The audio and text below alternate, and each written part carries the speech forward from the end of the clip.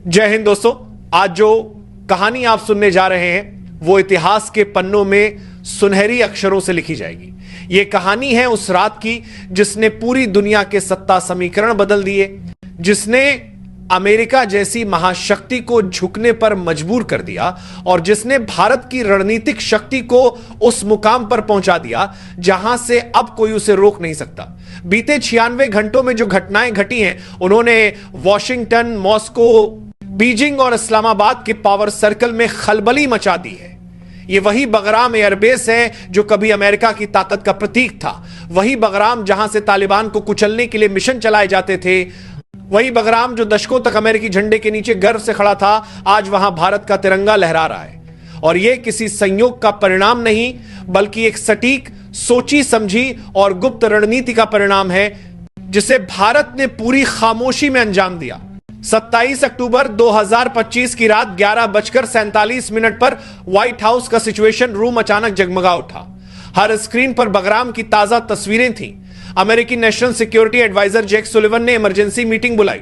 उनके सामने satellite images रखी गईं, जिनमें दिख रहा था कि बगराम के नॉर्दर्न रनवे पर 2 भारतीय वायुसेना के चिनूक हेलीकॉप्टर उतर रहे हैं। हेलीकॉप्टर्स पर रेड क्रॉस का निशान बना था, जिससे यह भ्रम पैदा हुआ कि भारत कोई मानवीय सहायता मिशन चला रहा है। लेकिन अमेरिका नहीं जानता था कि यह कोई राहत मिशन नहीं, बल्कि भारत के ऑपरेशन डीप रूट का पहला चरण था, एक ऐसा मिशन जिसकी प्लानिंग महीनों पहले शुरू हो चुकी थी।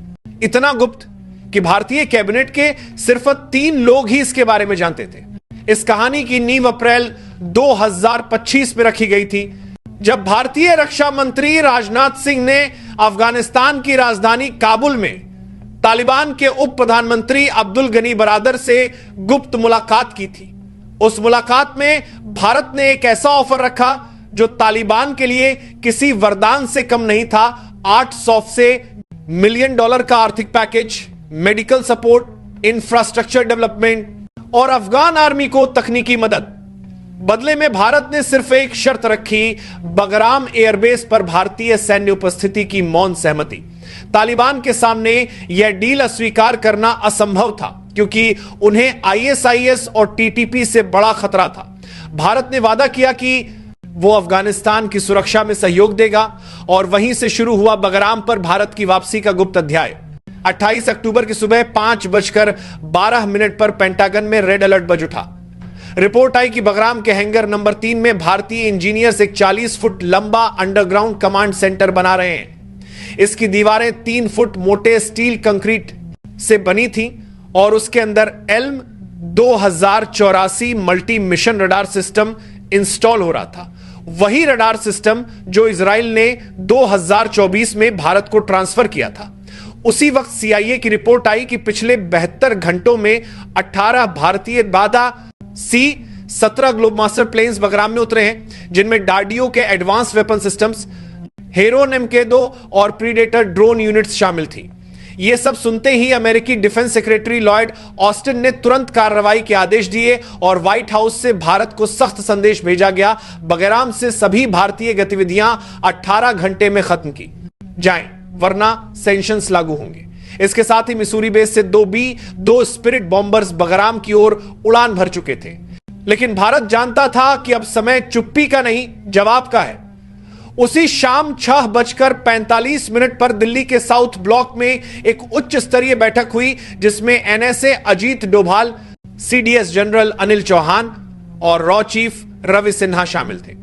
तीनों ने एकमत होकर फैसला लिया, अब ऑपरेशन डीप रूट का दूसरा चरण शुरू होगा। इस बैठक में तय हुआ कि भारत अब खुलकर नहीं, बल्कि कूटनीतिक ढंग से अमेरिका को चारों खाने चित्त करेगा। उसी रात रूस के राष्ट्रपति व्लादिमीर पुतिन ने अपने डिफेंस मिनिस्टर को आदेश दिया कि S-400 की एक पूरी रेजिमेंट ताजिकिस्तान बॉर्डर पर तैनात की जाए और बगराम की ओर आने वाली किसी भी हवाई गतिविधि को रोकने के निर्देश दिए जाए। कुछ ही घंटों बाद इजराइल ने भारत को 12 स्पाइडर एयर डिफेंस यूनिट्स की इमरजेंसी डिलीवरी का आदेश दिया।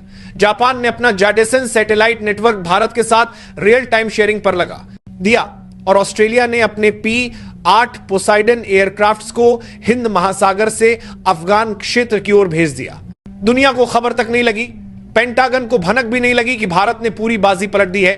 29 अक्टूबर की सुबह 4:17 पर बगराम के कंट्रोल टावर पर भारतीय वायुसेना का तिरंगा फहराया गया। उस क्षण इतिहास ने करवट ली। रूस ने आधिकारिक बयान जारी किया कि बगराम में भारत की मौजूदगी मध्य एशिया की स्थिरता के लिए आवश्यक है। यह बयान सुनते ही वॉशिंगटन में हड़कंप मच गया। बी, 2 बॉम्बर्स उस समय डिएगो गार्सिया के ऊपर थे और रूस के S-400 की रेंज में घुसने की हिम्मत किसी में नहीं थी। अगले 2 घंटे में 28 देशों ने संयुक्त बयान जारी किया, जिसमें रूस, Israel, Japan, Australia, France, Germany, Canada, दक्षिण कोरिया समेत सभी ने भारत के समर्थन में आवाजें उठाई। अब भारत अकेला नहीं था, बल्कि गठबंधन का नेता बन चुका था। सैटेलाइट इमेजेस में बगराम अब पूरी तरह भारतीय नियंत्रण में दिखाई दे रहा था। मुख्य रनवे पर सुखोई 30 MKE जेट्स की पंक्तियां खड़ी थीं। 4 Il-78 मिड एयर रिफ्यूलर्स रनवे के किनारे तैयार खड़े थे। 12 हेरोन MK2 ड्रोन लगातार आसमान में निगरानी कर रहे थे। 8 प्रीडेटर ड्रोन लॉन्च पोजीशन में थे। अंडरग्राउंड कमांड सेंटर से दिल्ली के साउथ ब्लॉक तक सीधा कनेक्शन स्थापित था। अब बगराम में भारतीय सेना की 3 ब्रिगेड तैनात थी। पहली माउंटेन वॉरफेयर ब्रिगेड, दूसरी para SF quick response force और तीसरी स्पेशल फ्रंटियर फोर्स। कुल 4,800 जवान, 42 टन हथियार और 18 एडवांस्ड रडार सिस्टम्स के साथ भारत ने वो कर दिखाया जो कभी किसी ने सोचा भी नहीं था। हैंगर नंबर 1 अब ड्रोन ऑपरेशन हब था। हैंगर नंबर 2 में आवासा सिस्टम इंस्टॉल था और हैंगर नंबर 3 में थाद जैसे मिसाइल डिफेंस यूनिट्स तैयार हो रहे थे। अब अमेरिका के पास कोई जवाब नहीं था। बीते 36 घंटों में बगराम से 14 अमेरिकी C-17 ग्लोब मास्टर प्लेन्स भागते हुए रवाना हुए। उनमें लोड थे 8 MQ रीपर ड्रोन के पार्ट्स, 4 ANTPY रडार यूनिट्स, 12 थाद मिसाइल कंपोनेंट्स और 44 टन गोला बारूद। अमेरिकी सैनिकों को सिर्फ 4 घंटे में बैरक खाली करने पड़े। अमेरिकी कमांडर को लिखित में स्वीकार करना पड़ा कि बगराम अब हमारे नियंत्रण में नहीं है। व्हाइट हाउस की प्रेस सेक्रेटरी ने इसे प्लान रोटेशन बताया, लेकिन सैटेलाइट इमेजेस ने उनकी झूठी सफाई को उजागर कर दिया। अमेरिका की हार साफ दिखाई दे रही थी। बी, 2 बॉम्बर्स को गुआम की ओर डायवर्ट कर दिया गया और ट्रंप प्रशासन पूरी तरह शांत हो गया। यह जीत सिर्फ बगराम की नहीं थी, यह भारत की नई रणनीतिक नीति की जीत थी। अब भारत किसी के आदेश का इंतजार नहीं करता, बल्कि खुद विश्व मंच पर अगुवाई करता है। भारत अब सिर्फ दक्षिण एशिया की शक्ति नहीं, बल्कि मध्य एशिया से लेकर इंडो पैसिफिक तक की रणनीतिक धुरी बन चुका है। बगराम अब भारत का आंख और कान दोनों बन गया है। यहां से भारत चीन की बेल्ट एंड रोड इनिशिएटिव की हर गतिविधि पर नजर रख रहा है। पाकिस्तान के बालाकोट तक की हवाई गतिविधियां भारतीय रडार की पकड़ में है। ईरान से तुर्की तक का एयर स्पेस अब भारत की निगरानी में है। यह जीत दिखाती है कि भारत ने दुनिया को यह संदेश दे दिया है कि सच्ची ताकत शोर में नहीं, खामोशी में होती है। बिना एक ट्वीट किए, बिना किसी धमकी के भारत ने वो कर दिखाया जो दशकों से असंभव माना जाता था। आज भारत ने यह साबित कर दिया कि अगर बात राष्ट्रहित की हो तो भारत किसी भी हद तक जा सकता है। यह जीत भारत की नीति, उसके धैर्य और उसकी दूरदर्शिता की जीत है। तो दोस्तों, अब आपकी बारी है। अगर आपको गर्व है इस देश पर तो इस वीडियो को अभी लाइक करें, चैनल को सब्सक्राइब करें और कमेंट में जय हिंद लिखें। बताएं कि आप किस शहर से हैं, क्योंकि जब देश की बात हो तो हर आवाज मायने रखती है। यह सिर्फ एक कहानी नहीं, यह भारत की आत्मा की कहानी है, जो कहती है हम शांति के पुजारी हैं, पर अगर चुनौती दी गई तो हम वो सन्नाटा हैं जिससे दुश्मन कांप उठता है। जय हिंद, वंदे मातरम।